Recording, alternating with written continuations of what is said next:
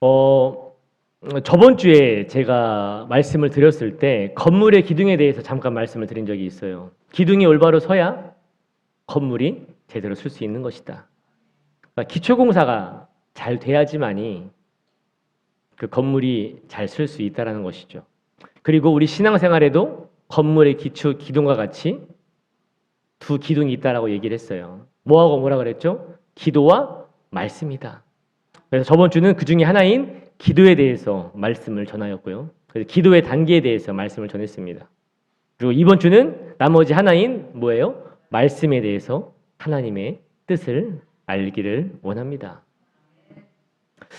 어느덧 또 오늘이 9월의 첫 주가 되었습니다. 8개월이 지나고 이제 2022년도 이제 4개월이 남았습니다. 혹시 남은 4개월 동안 여러분은 어떤 계획을 세우셨습니까? 학생들은 학기가 시작되었으니까 이제 2학기를 열심히 하겠다. 이번에는 내 성적이 이 정도니까 여기까지 올려보겠다. 내 등수를 올려보겠다. 그런 계획도 세울 것이고, 또 취준생들은 또 남은 4개월 안에 올해는 내가 어떻게든 취업을 해서 직장을 다녀보겠다. 뿐만 아니라 건강에 대한 계획, 취미, 자기개발, 많은 것들을 또 계획하며 이렇게 살려고 하신 분들이 분명 계실 거예요. 아니면 이제 계획은 특별히 없지만 주어진 하루에 최선을 다하면서 살아가는 이들도 계실 겁니다. 왜냐하면 이미 올해 초에 계획했던 대로 열심히 살아가고 있기 때문인 것이겠죠. 근데 이제 여름도 지나가고 날도 좋아지니까 남은 날이 4개월이나 되다 보니까 이렇게 새로운 계획을 세우시는 분들도 또 계실지 모르겠어요. 그리고 우리 하나님을 믿는 사람으로서 우리는 인간적인 계획도 중요하지만 신앙적으로도 그냥 사는 게 아니라 우리는 계획을 세워야 합니다. 뭔가 지금 때쯤이면 이게 신앙생활이 좀 무뎌지거나 뭔가 부족하다고 느끼는 분들은 오늘의 말씀을 통해서 좀 깨닫는 바가 있기를 원합니다. 그리고 결단하기 원합니다. 2022년 남은 4개월은 내가 그냥 보내지 않겠다. 나의 신앙을 위해서 내가 할 수 있는 것을 내가 하겠다. 하나님의 영광을 위해서, 나의 신앙을 위해서 다시금 내가 멈췄던 것들, 무뎌졌던 것들을 내가 다시금 노력을 해야겠다. 그리고 오늘의 말씀을 통해서 우리가 다시금 결단해야 하며 나아가야 할 것을 한 가지 알려드리겠습니다. 여러분, 여러분의 삶에 말씀을 채우시기를 바랍니다. 저번 주가 기도였다면 오늘은 바로 말씀입니다. 여러분의 마음과 생각에 말씀을 채우시기 바랍니다. 방법은 많습니다. 보통 4개월이면요, 하루에 10장씩만 말씀을 읽으면 일독을 할 수가 있어요. 제가 지금 1년에 3독 지금 챌린지를 하고 있는데 딱 8월까지 해서 2독이 끝났고요. 남은 4개월을 10장씩 읽으면 1독이 끝나요. 지금부터 하셔도 충분히 말씀을 완독을 하실 수 있어요. 또 어떤 방법이 있냐? 매일매일 우리가 목사님을 통해서 또 선교사님을 통해서 이 카톡을 통해서 뭘 받아요? 말씀을 받죠. 그리고 말씀을 묵상하며 그것을 마음에 채우고 새기는 것도 하나의 방법이에요. 그리고 좀 더 업그레이드하는 방법을 제가 알려드릴게요. 단순히 거기다가 그냥 아멘, 목사님 말씀이 너무 좋습니다로 끝나는 게 아니라 그 말씀이 정말로 내게 좋은 말씀이라고 한다면요, 여러분, 그 말씀을 여러분 복사해서 내 주변에 있는 사람들에게 나눠주세요. 오늘 우리 목사님께서는 우리에게 주신 말씀인데 이 말씀이 내가 혼자 보기엔 너무 좋아서 보낸다라고 하면서 말씀을 나누는 것도 하나의 좋은 전도이자 말씀 나눔의 방법인 것입니다. 이 방법은 흡상 세상에서 그런 거 있죠.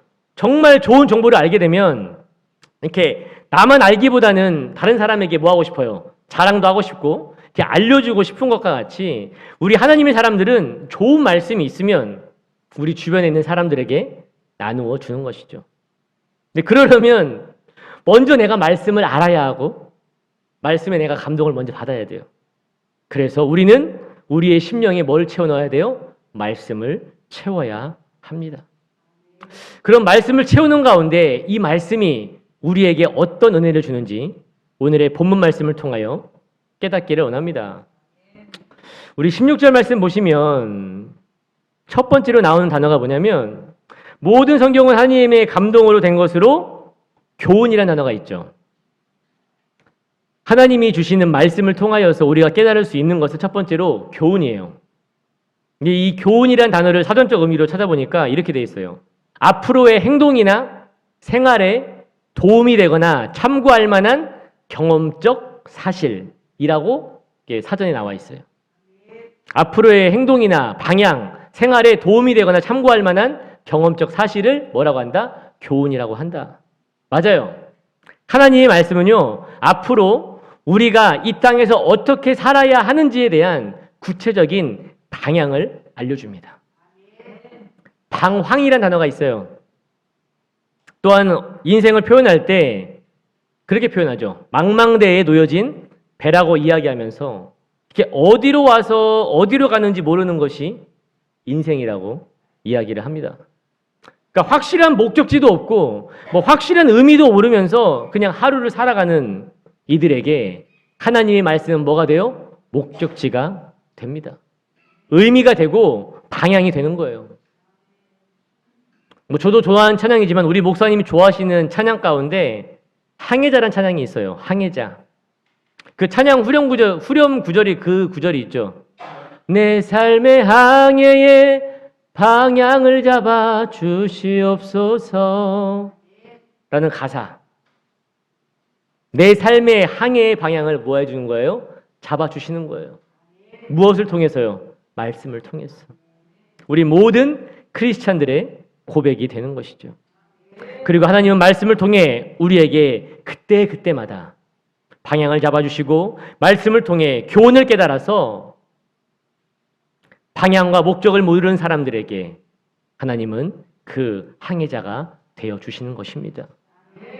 그래서 하나님의 말씀은 우리에게 교훈의 능력을 주신다. 두 번째입니다. 그 다음 말씀이 뭐냐면 책망과 바르게 함과 의로 교육하기에 뭐하다? 유익하다. 근데 저는 이 세 가지를 묶어서 말씀드릴게요. 저는 바르게 함과 의로 교육하는 방법이 바로 뭐다? 책망이다. 오늘은 그렇게 말씀을 드리겠습니다. 반대로 읽는 거예요. 사람을 바르게 하고 의로 교육하기에 유익한 방법이 바로 무엇이냐? 바로 책망이라는 거예요. 하나님의 말씀은요, 우리를 책망하여서 바르게 하고 의로 인도하십니다. 근데요, 말씀을 준비하면서 조금 그랬지만 말씀을 드릴게요.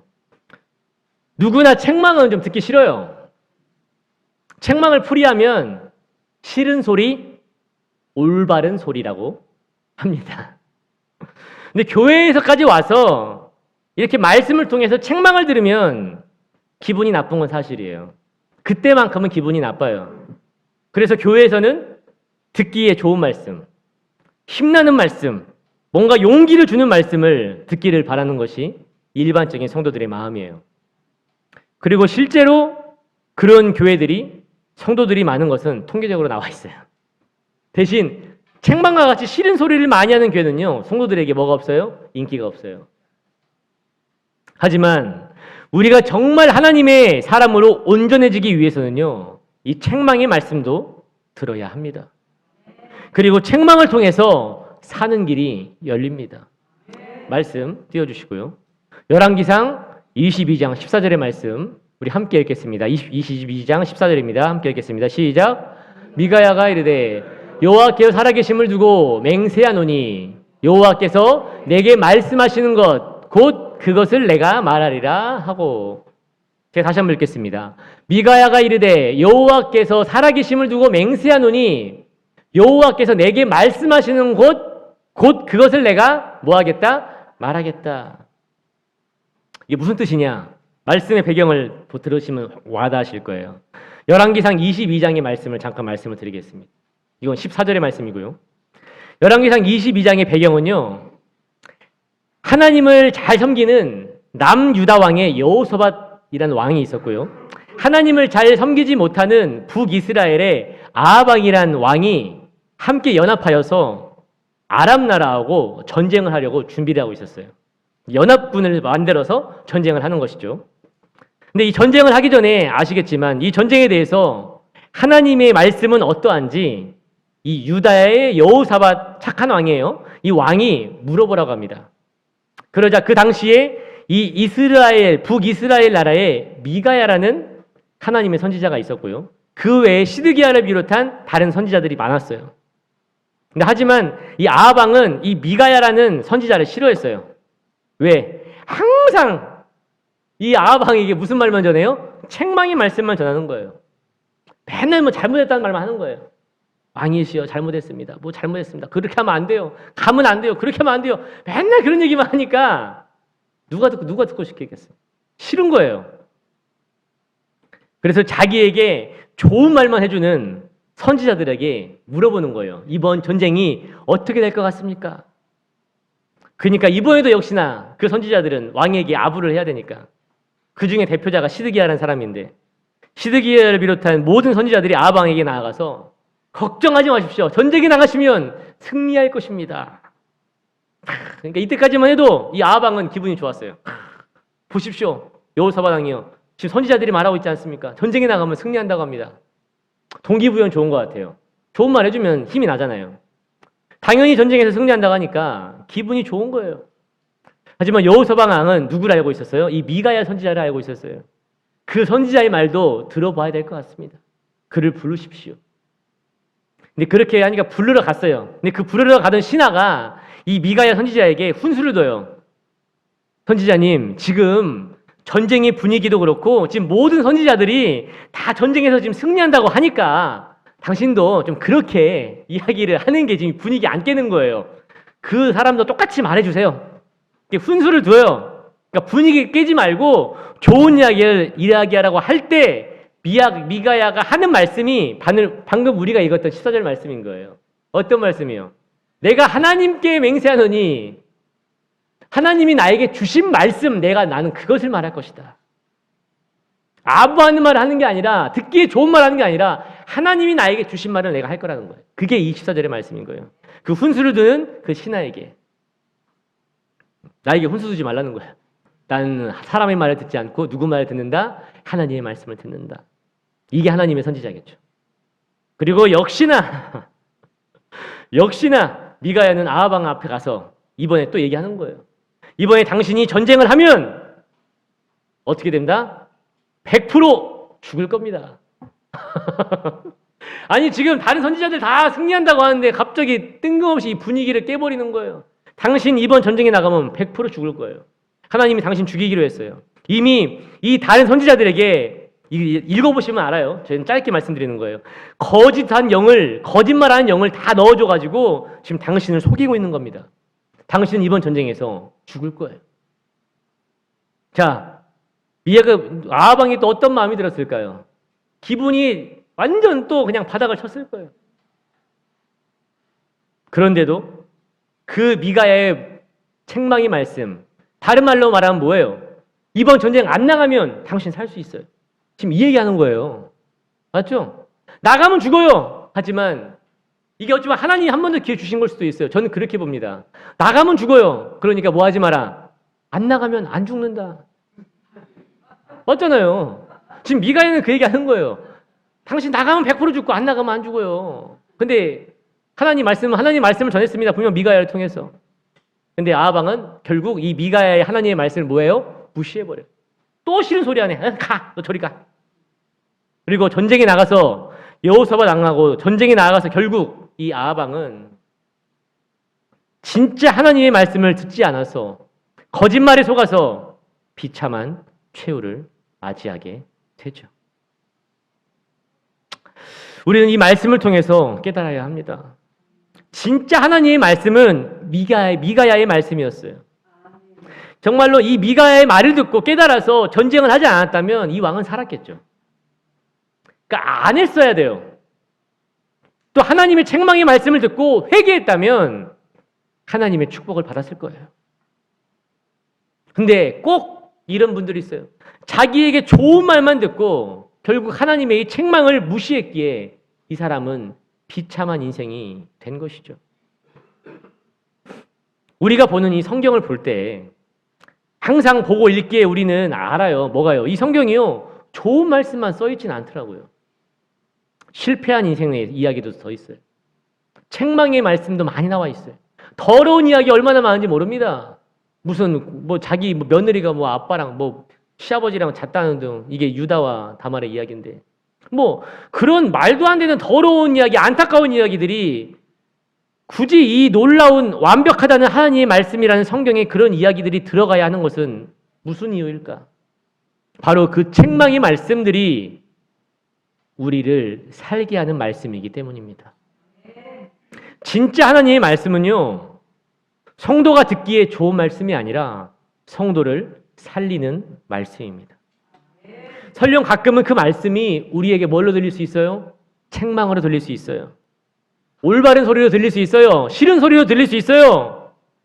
하지만 그것까지도 우리는 우리 마음에 새겨야 돼요. 왜 그렇습니까? 그 말씀이 결국 우리를 바르게 하며 의로 교육하기에 유익하기 때문인 것이죠. 여기에 지금 학생들은 많지는 않지만 인생을 오래 살아서 부모님이 되신 분들은요, 이 책망을 저는 그렇게 표현할게요. 잔소리. 부모님의 잔소리가 나중에는 생각해보면 그렇게 생각이 들어요. 나에게 얼마나 살이 되고 피가 되는지를 나중에는 알 수가 있어요. 그때는 그렇게 들었던 잔소리, 듣기 싫었던 잔소리가 나에게는 얼마나 큰 힘이 되었나. 왜 그렇게 부모님들은 우리에게 잔소리를 했을까요? 왜요? 우리가 싫어서? 우리 망하라고? 아닙니다. 우리 잘 되라고요. 지금 여러분들도 여러분의 자녀들에게 분명 잔소리를 할 때가 있으실 거예요. 왜 하세요? 꼴 보기 싫어서? 말 안 들어서? 아니에요. 여러분, 그냥 여러분의 자녀들에게 듣기 좋은 말씀만 좀 해주세요. 잔소리 하실 필요 없어요.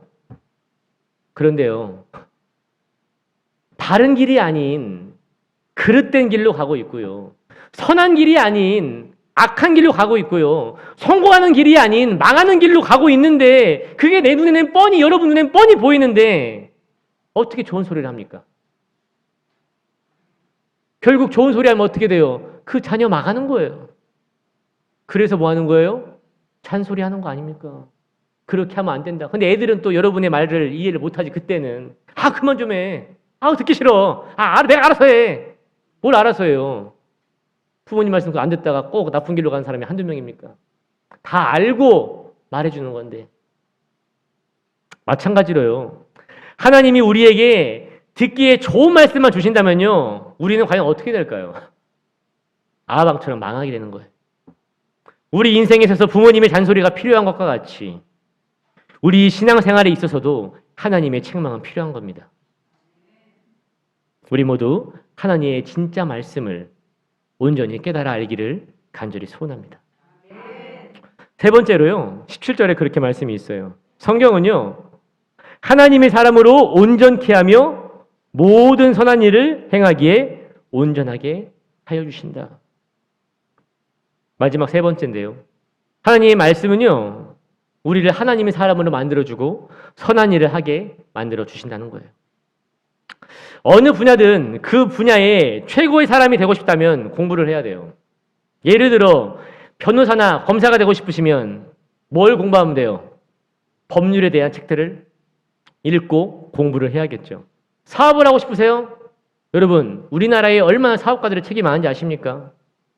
관련된 책들을 공부하세요. 그냥 사업에 뛰어들면 100%, 아니 1000% 망해요. 공부를 하셔야 돼요.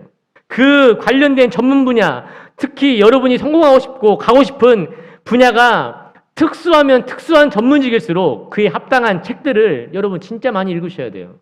아셔야 돼요. 여러분 마음까지 채워 넣으셔야 돼요. 그래야 그 분야에 뭐가 될 수 있어요? 전문가가 될 수 있고 그 분야에 최고의 사람이 될 수 있는 거 아닙니까? 마찬가지예요. 우리는 분명 누군가의 전도를 통해서 교회에 나왔어요. 하나님 믿는다고, 말로는 믿는다고 해요. 근데 진짜 여러분 하나님을 아세요? 얼마나 아세요? 그냥 교회만 나오면 하나님이 알아줘요? 말로 그냥 믿는다고 하니까 교회 나오니까 막 내가 하나님의 사람이 된 것 같아요? 아니에요. 하나님이 사람이 되기 위해서는요, 우리가 하나님에 대해서 알아야 돼요. 하나님의 사람으로 온전해지기 위해서는요, 바로 하나님의 말씀을 알아야 합니다. 그리고 오늘의 말씀의 제목을 빌려서 말한다면 여러분의 삶에, 여러분의 머리와 생각과 마음에 하나님의 말씀을 채우셔야 돼요. 최근에 우영우라는 드라마가 끝났어요. 이상한 변호사 우영우. 보신 분도 있고 안 보신 분도 있고. 근데 제가 그 드라마 보면서 딱 저는 항상 모든 걸 볼 때마다 이렇게 말씀하고 연결을 많이 시키거든요. 좀 신기하면서 재밌었던 장면이 어떤 장면이냐면, 이 우영우라는 사람은, 모르는 사람을 해서 잠깐 말씀드릴게요. 변호사예요, 변호사. 자폐 스펙트럼이 있는 변호사인데 대신 천재예요. 어떻게 됐냐면 그 머릿속에 뭐가 다 들어있어요. 그 자기가 지금까지 읽었던 이 법률에 대한 체학과 지식이 머릿속에 다 들어있어요. 다. 그래서 어떤 무슨 긴급한 재판 상황이 오면요, 이렇게 저도 봤거든요. 이렇게 손을 막 이렇게 하는데 그 CG로 앞에 막 법률 책들이 막 왔다 갔다 해요. 그러면서 이미 뭐예요? 법에 대한 지식이 바로바로 이렇게 떠올라가지고 위기의 상황에서도 바로바로 뭐 할 수 있어요. 그 법률을 꺼내면서 이렇게 변호를 하더라고요. 그 모습을 보면서 그런 생각했어요. 와, 우리도 우리 안에 저렇게 말씀이 이렇게 좀 채워져 있으면 그때그때마다 하나님의 말씀이 이렇게 바로바로 다다닥 떠올라가지고 뭐 마귀나 이단들의 공격에도 이렇게 바로바로 그 말씀을 통해서 이렇게 대적을 할 수 있고요. 아니면 하나님을 모르는 사람이나 신앙이 연약한 이들이 뭔가 가끔씩 그럴 때 묻잖아요. 말씀에 대해서 궁금하다고 물어볼 때마다 잠깐만 이렇게 하다가 몇 장 이렇게 딱 머릿속에 딱 떠올라가지고 바로바로 이렇게 내 안에 채워져 있는 그 말씀이 바로바로 이렇게 나오는 거예요. 그래서 그 사람들에게 바로바로 이렇게 말씀을 이렇게 전해주는 사람이 되면 참 좋겠다. 그리고 그것이 바로 하나님이 바로 우리에게 바라시는 모습인 것이죠. 막 공격을 해요. 여러분 앞으로도 공격 많이 당할 겁니다. 마귀가, 이단들이 막 말씀을 가지고 공격하는 거예요. 근데 우리가 말씀이 채워져 있지 않으면 대적을 할 수가 없는 거예요. 얼버무리죠. 또 막 모르는 좀 신앙이 연약한 사람들이 연락 올 때 있어요. 여러분에게 가끔씩. 뭐 권사님, 뭐 집사님, 저 이럴 때는 뭐 어떻게 해야 돼요? 말씀 뭐 어떻게 읽어야 돼요? 말씀 뭐가 있어요? 뭐 이런 거 물어볼 때 여러분, 그러니까 그냥 전도사님 번호 알려드릴 테니까 전도사님 찾으시고 목사님 번호 알려드릴 테니까 목사님께 물어보세요. 뭐 이렇게 넘기실 거예요. 그것도 방법이긴 해요. 근데 여러분이 알고 계시다면, 여러분이 그때그때마다 그에 합당한 말씀들을 알려주시면 얼마나 좋을까요? 말씀을 채우면요, 생기는 능력이 바로 하나님의 사람이 될 수 있다는 거예요. 그렇게 말씀이 사람이 돼서 사람들에게 말씀을 전할 수 있는 사람이 되는 것이죠. 그리고 두 번째로 선한 일을 할 수 있는 분별력이 생겨요. 이 말씀을 준비하면서 안타까웠는데요. 이 세상에 이제 절대적인 선은 기준이 깨졌어요. 이제는 동성애도 초등학생, 중학생, 고등학교 책에 실릴 거라고 합니다. 근데 동성애가 아니에요. 성소수자라고 해서 그들도 하나의 인격이며 우리가 존중해야 된다고 가르칠 거라고 합니다.